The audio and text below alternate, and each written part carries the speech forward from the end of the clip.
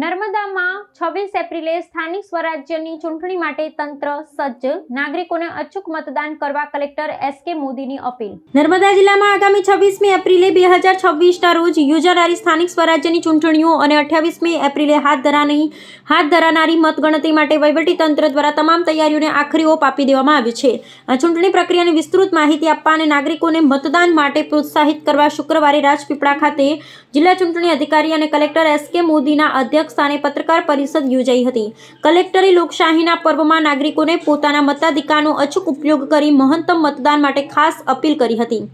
ચૂંટણીના આંકડાકીય ચિત્ર અંગે માહિતી આપતા કલેક્ટરે જણાવ્યું હતું કે જિલ્લા પંચાયતની 22 બેઠકો, 6 તાલુકા પંચાયતની નાંદોદ, તિલકવાડા, ગરુડેશ્વર, ડેડિયાપાડા, ચિગદા અને સાગબારાની કુલ 102 બેઠકો તેમજ રાજપીપળા નગરપાલિકાના 7 વોર્ડની 26 બેઠકો માટે મતદાન યોજાશે. આ પ્રક્રિયા માટે સમગ્ર જિલ્લામાં કુલ 636 મતદાન મથકો ઊભા કરવામાં આવ્યા છે, જ્યાં પંચાયત અને નગરપાલિકાના કુલ મળી આશરે 4.39 લાખથી વધુ નોંધાયેલા મતદારો પોતાના મતાધિકારનો ઉપયોગ કરશે. મુક્ત અને ન્યાયી મતદાન સુનિશ્ચિત કરવા માટે 3650 જેટલા ચૂંટણી કર્મચારી અને કાયદો વ્યવસ્થા જાળવવા 1762 જેટલા પોલીસ જવાનોની વિશાળ કાફલો તૈનાત રહેશે. તેમજ 54 રૂટ પર પોલીસનું સઘન પેટ્રોલિંગ ચાલુ રહેશે. ચૂંટણી પ્રક્રિયાને સુરક્ષિત અને સુવિધાજનક બનાવવા વહીવટીતંત્ર દ્વારા ઝીણવટભર્યું આયોજન કરવામાં આવ્યું છે. વર્તમાન ઋતુને ધ્યાનમાં રાખી તમામ મતદાન મથકો પર આરોગ્ય વિભાગ દ્વારા પ્રાથમિક દવાઓ અને ORS કિટની વ્યવસ્થા કરવામાં આવી છે. આ ઉપરાંત EVM ડિસ્પેચિંગ, રિસીવિંગ અને મતગણતરી માટે વિવિધ તાલુકાઓમાં નિયત કરાયેલી શૈક્ષણિક અને સરકારી સંકુલોમાં પૂરતો બંદોબસ્ત ગોઠવી દેવાયો છે.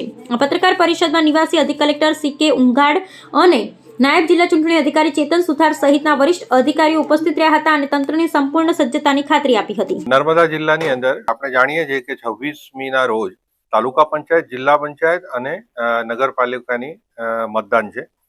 એ મતદાન સુપેરે પાર પડે એ માટેની આજે આપણે આ પ્રેસ કોન્ફરન્સ કરી રહ્યા છે. આપણે જાણીએ છીએ કે મતદાન સવારે 7 વાગ્યાથી 6 વાગ્યા સુધીનું છે. મતગણતરી 28મી તારીખે 9 વાગ્યાથી શરૂ થશે. આપણે વાત કરીએ જિલ્લા પંચાયતની 22 બેઠકો છે, તાલુકા પંચાયતની 6 તાલુકા પંચાયતની ટોટલ 102 બેઠકો છે અને નગરપાલિકાની 28 બેઠકો છે, જે પૈકી 2 બેઠકો બિનહરીફ થઈ છે. એટલે આપણે 26 બેઠકોની ચૂંટણી કરવાની થાય છે. આપણે નગરપાલિકાની અંદર 24,000 જેટલા મતદારો છે, જ્યારે 6 તાલુકાની અંદર ગ્રામ્ય વસ્તીમાં 4,15,000 જેટલા મતદારો છે, જે પોતાનો મતાધિકારનો ઉપયોગ કરશે. આચારસંહિતાની વાત કરીએ તો આપણા જિલ્લામાં ખૂબ શાંતિ છે અને કોઈ આચારસંહિતાની ફરિયાદ આપણને લેખિતમાં કે મૌખિકમાં મળી નથી. બીજું કે પોલીસ બંદોબસ્ત ની સ્કીમ તૈયાર થઈ ગઈ છે અને 54 જેટલા રૂટમાં પોલીસ પેટ્રોલિંગ પણ ચાલુ રહેશે જે તે દિવસે.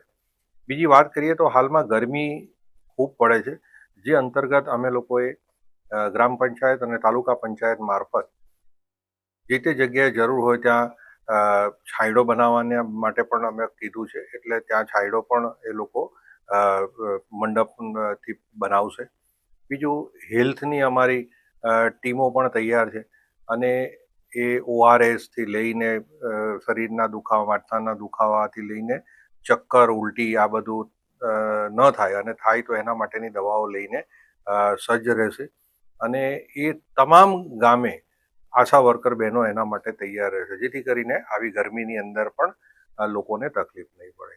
બસના પણ રૂટ ફાઇનલ થઈ ગયા છે અને દરેક રીતે એમ જોઈએ તો વહીવટી તંત્ર આ ચૂંટણી માટે તૈયાર છે. મેન પાવર અમારો ટોટલ 3,650નો છે, જે આખી મતદાન પ્રક્રિયાને પૂર્ણ કરશે.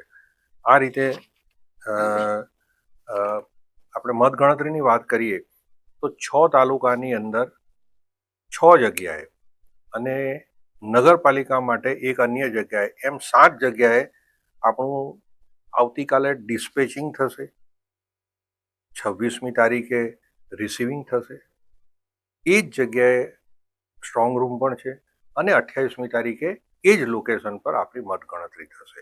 એટલે આપણા આવા 7 અલગ અલગ લોકેશન પર તાલુકા પંચાયત અને જિલ્લા પંચાયતની સીટની મતગણતરી થશે. એટલે તમામ વ્યવસ્થાઓ પૂર્ણ થઈ છે અને કોઈ અનિચ્છનીય બનાવ ભૂતકાળમાં પણ આ જિલ્લામાં એવા નોંધપાત્ર બન્યા નથી. એટલે હું આશા રાખું છું કે ખૂબ સારી રીતના આ ઇલેક્શન અમે પૂર્ણ કરીશું. મતદારોને ખાસ અપીલ છે કે પોતાના મતાધિકારનો ઉપયોગ કરે. ગરમીના કારણે જો તમે અનુકૂળ ન હોય ને ન નીકળી શકતા હોય તો સવારે આપણે 7 વાગ્યાથી મતદાન શરૂ થાય છે. તો સવારે 7 વાગ્યાથી લઈને 12 વાગ્યા સુધીમાં મોટી સંખ્યામાં મતદાન કરો. સાંજના સમયે 6 વાગ્યા સુધી મતદાન ચાલુ રહેવાનું છે. પણ મતદાન અવશ્ય કરો, 100% કરો.